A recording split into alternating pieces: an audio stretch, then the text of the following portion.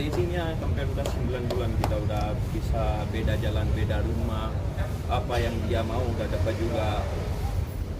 Sekarang kalau dibilang nikah siri, saya berusaha juga untuk sahkan di pengadilan agama. Dia bilang tidak mau. Berarti masa depan dan sejarah Anda dihilangkan.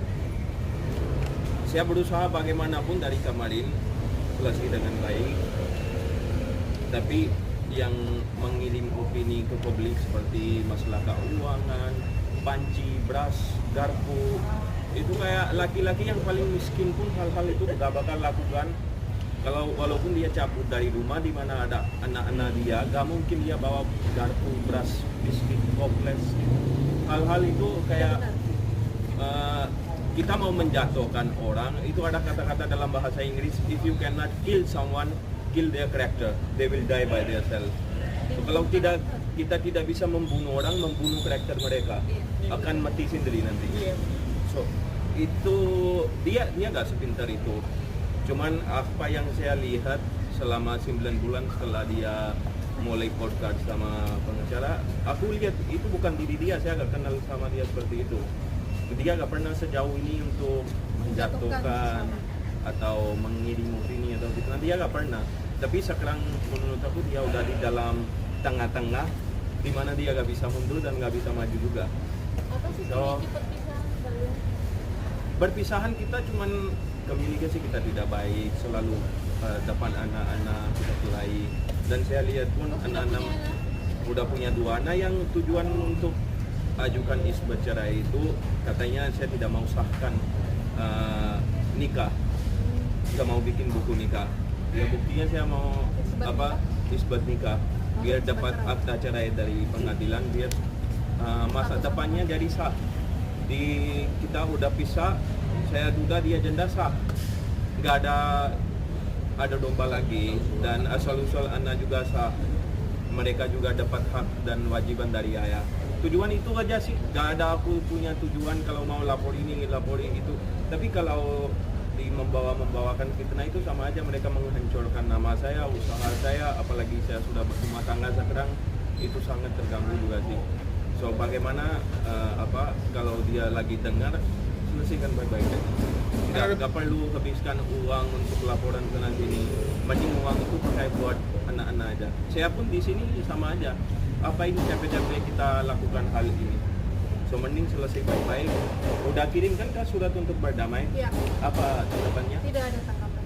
So saya sudah kirim surat berdamai juga. Apapun mau bicara kita berbicara aja. Gimana? Nafkah sampai sekarang siap bulan. Itu yang kita tadi berbicara, sudah kasih nafkah, tapi di sosial media bilang nggak pernah kasih nafkah, di mediasi bilang nggak butuh nafkah. So saya salah aja di mana? Nggak kasih nafkah pun saya dilapor nanti melantarkan anak. Saya kasih nafkah pun katanya sedikit. So saya itu nggak tahu mau ke kiri atau kanan. Makanya saya pilih cara berdamai aja. Mau apa selesai bicara. Kalau masalah bicara nafkah mungkin kurang atau banyak, itu bicara aja. Karena ada beberapa tuduhan juga, salah satunya mungkin soal perselingkuhan, itu mungkin boleh dijawab. Yang kita bisa itu bukan masalah perselingkuhan. Kalau perselingkuhan di 2022 ada, kita masih jalankan setelah perbaiki rumah tangga, menjalankan rumah tangga kita 2 tahun.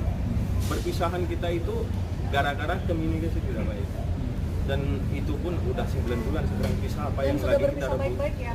Pisah pun kita baik-baik. Apa yang lagi mau sekarang cari celah aja kita. Di sini kita bisa laporin dia, kita sini bisa laporin dia. Cari celah itu sama aja cari masalah. Berarti yang katanya ada kontak fisik artinya saling pukul karena dugaan perselingkuhan itu tidak benar. Itu tidak benar.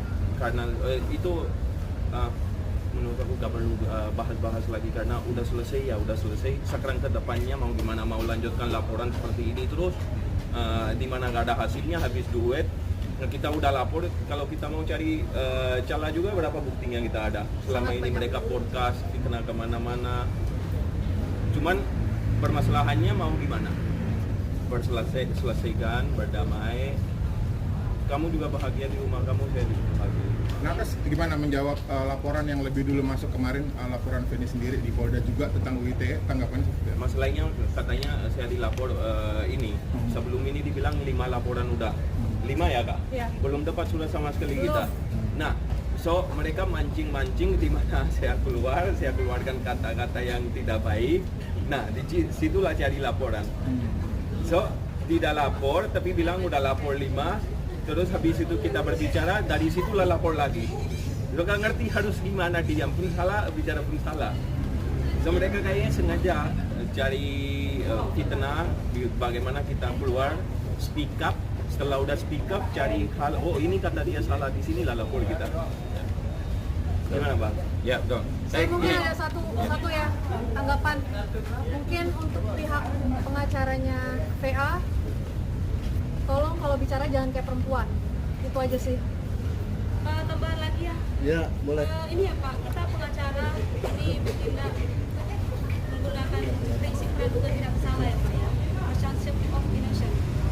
Jadi kita tolong ya, setiap klien yang datang ke pengacara, mereka menceritakan versi mereka, menceritakan kebenaran versi mereka. Jadi tolong nggak usah terlalu dalam langsung menyerang secara pribadi lawyer. Mulai dari make up-nya lah, ini itu terlalu. Itu kalau kamu laki-laki kamu nggak mengurusi make up klien saya atau rekan saya ini. Jadi tolonglah kalau kita ini punya klien masing-masing, kita urus aja masalah masing-masing, profesional aja, nggak usah terlalu jauh dan terlalu dalam bicara mengenai rekan kita sendiri. Karena kita juga kita punya kode etik sendiri. Kalau yang di sana mengancam dengan kode etik kita juga bisa. Cuma kalau bicara mengenai profesional, aduh, kami membiarkan Anda bicara apapun, cuma harus dijaga lah, jangan terlalu maju, gitu ya Pak ya. Itu aja sih dari saya. Rina, katanya kan menuding pihak PH-nya sendiri seolah-olah pengacara mafia. Ini menyikapinya gimana? Pengacara seperti perempuan, terlalu banyak omong. Kerja aja yang baik, nggak usah banyak omong, gitu loh. Jadi menurut saya mereka pihak sana itu terlalu banyak omong-omong yang sebenarnya sangat jauh dari fakta. Itu aja. Akas, ini kan ada tudingan juga kalau bahwasannya Akas sendiri yang melakukan membuka aib dari permasalahan ini. Seperti apa menanggapinya? Nah itu yang tadi kita jelaskan juga. Yang pertama kali membuka itu di 2023 diupload Instagram dia. Habis itu 2024 diupload video penyakit HIV. Sekarang posisi kita itu kalau kita diserang sama ribuan orang, kita harus menjelaskan juga. Seperti ini kita sekarang berbicara, ini bukan buka aib tapi menjelaskan.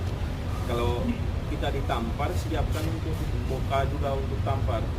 Gak bisa kita dituduh-tuduh, kita diam aja. Berarti ya apa yang dia katakan itu salah, apa yang dia katakan itu benar, kita salah emang. Tapi siapapun duluan, nah, maksudnya kalau dia bilang saya duluan mengeluarkan air, ya udah saya minta maaf. Kita juga bicara aja selesai. Apa yang direbutkan sekarang saya yang bicara tentang air, kamu lebih banyak bicara, berarti kita buka baju sendiri di ruang media. Saya 1 kali bicara, kamu 10 kali bicara. Yang kita bicarakan rumah tangga kita. Ada yang beruntung nggak di situ?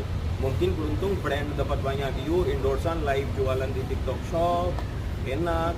Tapi hal ini akan ada trauma buat anak-anak saya yang tidak bisa menggantikan dengan uang. Yang ini media live hari ini atau video dari ini kapanpun ada di sosial media juga. Anak-anak bisa lihat kan, bapaknya bicara tentang kemaluan ibu, ibunya bicara tentang penyakitan bapak. Itu sampai kapanpun ada, dan uang dari live penghasilan job gak bakal bisa ganti trauma anak. Terus kemudian apa dengan Mbak Adrina, alasan apa sih akhirnya datang menghadiri di salah satu podcast?